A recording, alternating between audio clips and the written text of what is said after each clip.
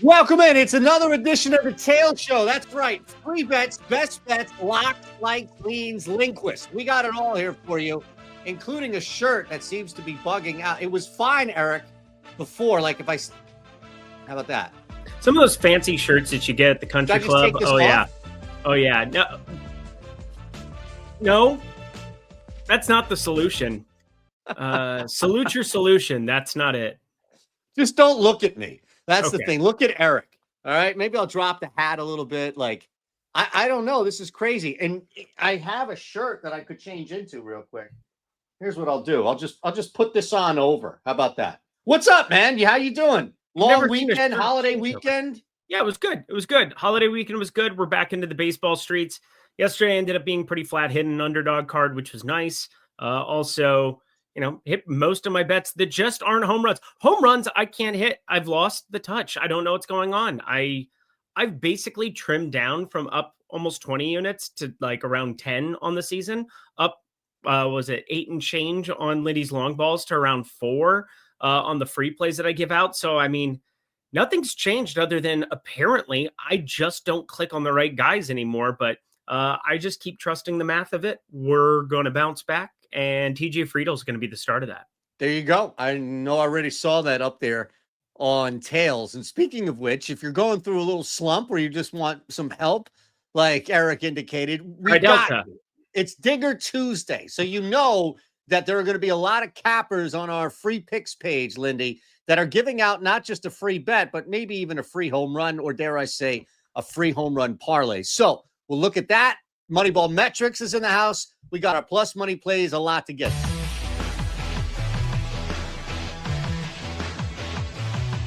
All right, so I no props at all for seamlessly adding. Like the visual issue is gone. It took me 6 seconds to put on a shirt. I don't know. Are you familiar with the collar under the collar? Or this is a new style the kids are rocking? No, that was the thing that kids did back when I was in middle school. It was like Hollister on Hollister, Abercrombie on Abercrombie. Please don't make that a thing. That does not need to come back into our lives at all. That's fine. I'm going to tuck it, right? So that I know JD, I mentioned, is coming up from Moneyball, so that nobody looks at me like, why is this guy wearing 2 collared shirts? People don't look at Gooba Bets any other way than Let's Tail, because he is the king of AI, as you see. Ohtani to record a hit, Yelich to record a hit, and Jacob Mizorowski, 4+ Ks. That gets us to a plus 126 builder, Eric, as far as a free play from Gooba Bets. Who are we to say no to this one? Seems pretty reasonable.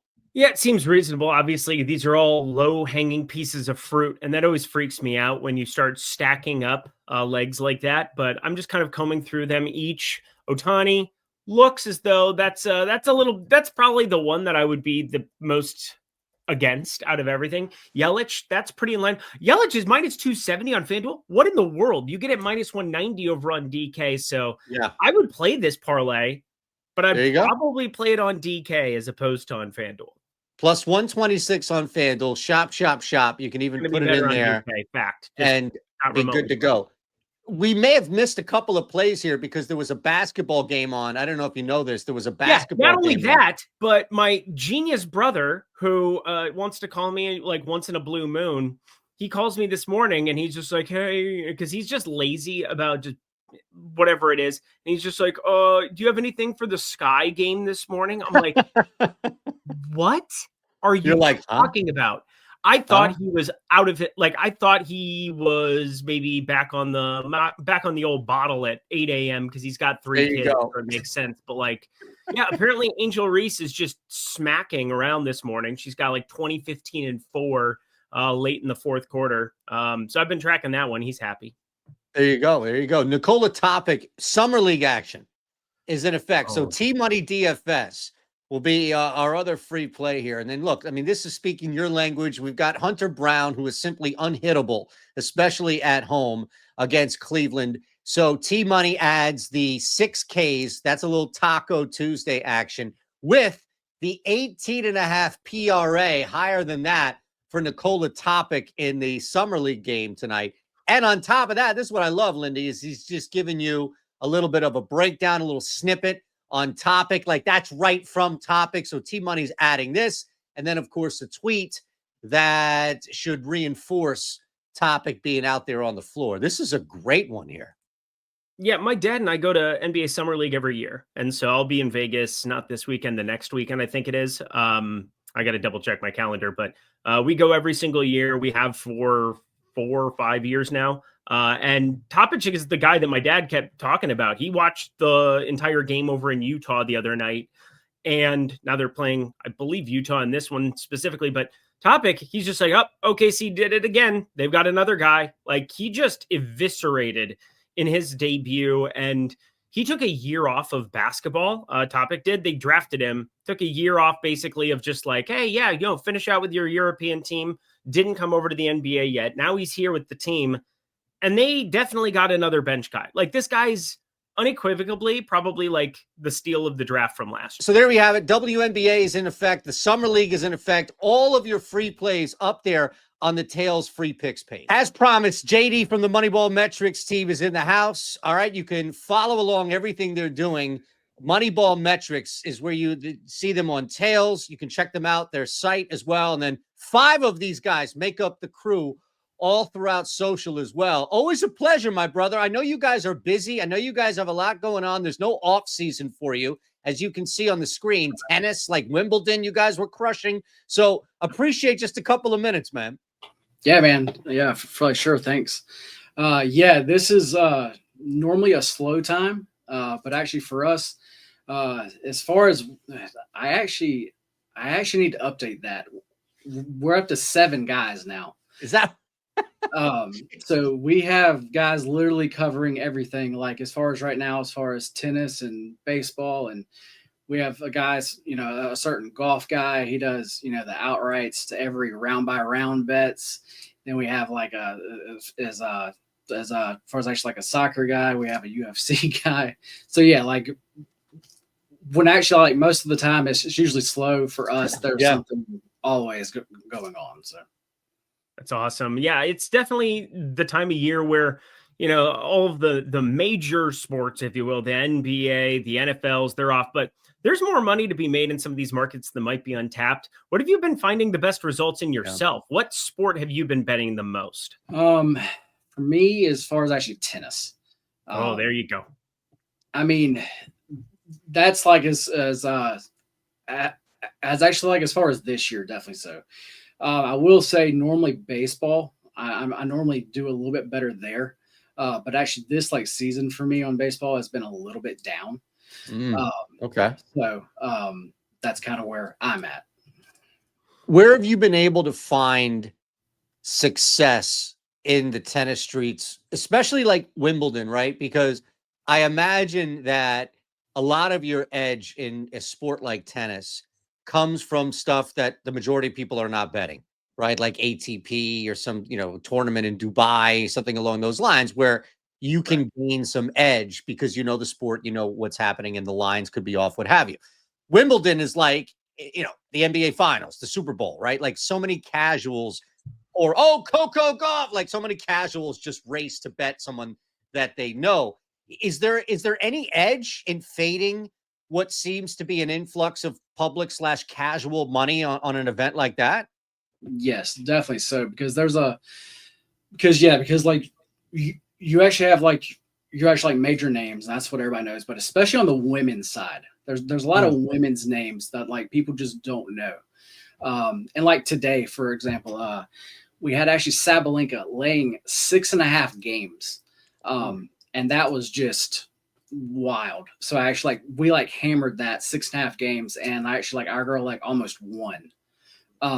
So really actually the actual women's side, as far as the spreads, and then actually especially the underdog spreads, we've been doing a lot of that.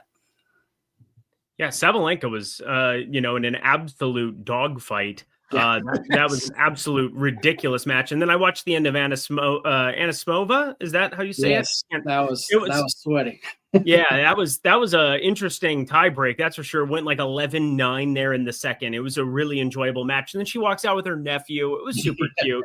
Nice. But she's somebody who had left tennis for 2 years. I have a friend who does a lot of mental health advocacy, does a lot of public speaking, things of that nature. And He knows her from that. That's wow. something that they had discussions about because she took an absence, I believe, from tennis back in the day. So that's my familiarity with her, with Wimbledon. That's who I'm going to be cheering for. But now she runs into an absolute sledgehammer in Sabalenka, who would have been really nice to see Sigmund get through instead. But now, you're looking at semis there. Is there anything you're minding out of that or anything in the tennis streets for the rest of today? Because apparently we got Wimbledon, until like 2:00 here before they have to shut down. Yeah. As far as that next match, that's going to be a very good match. As far as actually like Sabalenka, I mean, like she's going to be an actual favorite. I've actually not seen lines yet. But I'm very interested to see it. Because as far as Anisimova, the thing with her is she has a good serve, and actually, like a lot of these women, they have a hard time holding serve, and actually that's something that like she can actually do. So if we get a game total at like 21, I would like definitely play over games there. And then depending on the actual spread, there's another one where I'm definitely going to be looking at the underdog there. I just don't have a number yet. Right. So I'm just waiting on that. I'm piecing together in my brain, though. 21, it's like, all right, 6-6. Yep. Can we get one tie break? Can we get one situation where one of those sets isn't a complete 6-3, 6-2 absolute sledgehammer? That's kind of what you're sweating with Sabalenka pretty much every time she's out there. But yeah, that's definitely good to be thinking ahead on that stuff. So let's do this, brother. You can see, again, everyone out there watching, paying attention, MoneyBall Metrics, the spot to be. Tails, 7 cappers now. You can see that from all access to sports specific. Let's build a quick little parlay. All right. So we just need one leg from you, JD. Whatever it is, whatever you want across the board. It could be something that starts already and somebody's watching it at 9:00 at night. That's their fault. They should have had notifications on when this video drops. So whatever you want, it's your world. You started off. One leg. That's all we need. Let me see here. Let's go with a baseball play for this evening. There's a couple team totals I'm liking. Let's go with the Cubs. The Cubs team total over 4.5. Yeah. There's one that I really like. I mean, the Cubs bats have definitely been hot, and today they get to face Simeon Woods. Oh yeah, Richardson, and as far as lefties, lefties can definitely hit him. And then in that Cubs offense right now, you got my guy Pete Crow Armstrong, and you have Bush, and like they're just super hot. And I really think that they can get at least 5 runs. Love it. I know Eric agrees because he was the first person I heard say PCA is going to be MVP. Yep. So we got the Cubs up there. I've been beating the drum since the preseason. Yeah, check the tape. PCA is a god, dude. The second half of the season was the most impressive thing I had ever seen last year. He's just a god. All right, Cubs over 4.5 team total from JD. I'm going to throw in Hunter Brown, 7 Ks, unhittable at home. Love the matchup against Cleveland, and I just don't know what's going to change, like why he would all of a sudden forget how to use his power pitch and really get out of some situations. He's going to have a leash, so I'm totally good with getting 7 Ks for Hunter Brown. That gets us to plus 186, JD, but we got one left.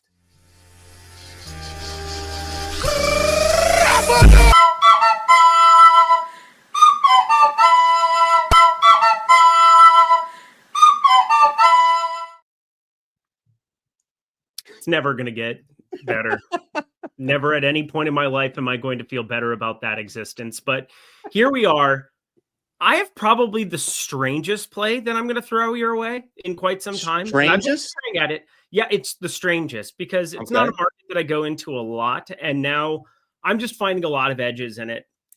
It is going to be in the pitcher walks department. Merrill Kelly over 1.5 walks today against the San Diego Padres. Yeah. Merrill Kelly, he's only got a 6.9% walk rate on the season. So you'd look at that and say, Eric, what in the absolute F are you doing? But You got San Diego. They are one of 3 teams in baseball against righties where they average half a walk per strikeout that they throw out there. They're going to push a lot of different counts with Merrill Kelly, make him work into it. And this is kind of where San Diego is starting to create some of their runs. And it's not, again, this isn't like a hard and fast rule because, again, 1.5, it goes a lot of different directions. But you're going to generally see a lot of like minus 160, minus 170 lines. This is even money at Bet365. This is even insane money on over 1.5 strikeouts. And so I'm just doing like my normal projections, normal simulations. And you've got Fernando Tatis, 12.1%. You've got Jake Cronenworth, 13.9% walk rate.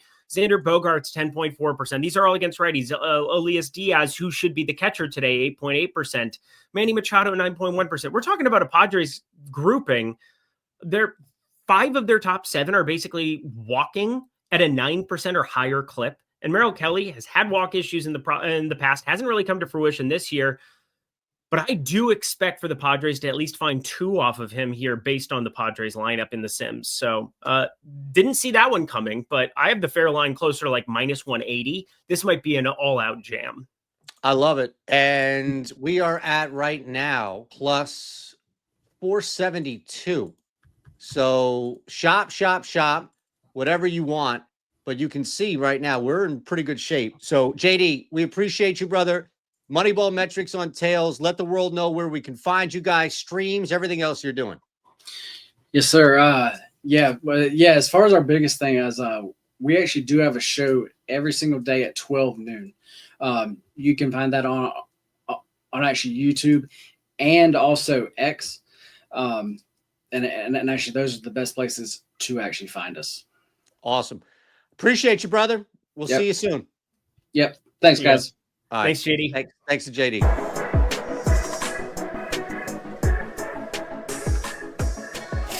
All right, it's a new week here. So we've got a new opportunity to make some people some money, plus money play, right? We'll update our tally tomorrow after we both crush tonight. But the only rule is that it has to be plus money, plus 100 or higher. Alex Smalley got cut. So I got cooked on Wednesday. I don't even want to bring up anything else. Go ahead, brother. What's your plus money play of the night? Well, I mean, do we go Merrill Kelly 2.5? Because obviously, if I like 1.5, I mean, plus 330, I'm seeing a DK for 2.5. I'm not going to get that ridiculous with you, though. I don't think that that's really fair. You know what? I haven't hit a home run since 1984. I really haven't. It's been absurd. But I cannot tell you how good of a spot this is relative to the odds for TJ Friedl. I kind of just in jest brought him up on the onset, but you can get plus 700 at the exchanges right now. You can get plus 450, plus 550. I saw a little bit earlier here as well. So, I mean, it just really depends on, if we're going to combine these, if we're going to parlay them, probably don't want to go exchange in combination, and we can probably go to something else, maybe like a Jordan Westberg, who I do like to homer as well. But I think when you get a strikeout pitcher like Yuri Perez, who has started to struggle a little bit in some of those situations, I do expect his strikeout rate's going to go up from 22.5% to the 24-25% range. He's a year removed from baseball. Last year just basically had the entire year off from injury. But you get a guy who doesn't strike out in TJ Friedl at the top of the lineup, 15.8% K rate, and he lofts it. And Yuri Perez gives extra loft to everybody. 25.9 degree launch angle is like redonkulous here. Cincinnati is going to be a launching pad if they can make contact. The problem with Cincy is that they generally have Will Benson, Ellie De La Cruz, Tyler Stevenson. These are all guys who strike out over a 25% clip. So TJ Friedl is actually my favorite guy from the lineup to hit a home run today, plus 700. All right, put a quarter unit on that for Profit X or whatever exchange. Yep. You can get it. I'll stay in the home run game. I don't want you to feel like you're out there alone. Matt Chapman to hit a home run, 420 on FanDuel. It was, I think, a little bit higher, so make sure you shop it as you're watching this video. But against Taijuan Walker, who is struggling against that side of the plate, the Phillies, I think, are going to leave him in, even if he does hang a few, and the top of the lineup has just been a problem for Walker from a power standpoint. So Chapman to homer, you have yours locked in as well with TJ Friedl. We are locked in. Lindy 5 gets you your first week for just $5. Anything else you want to hit on the way out? That was beautiful. Nice tight 20 here for the people. Let's get the heck up out of here. Have a great day. We'll see you back here tomorrow.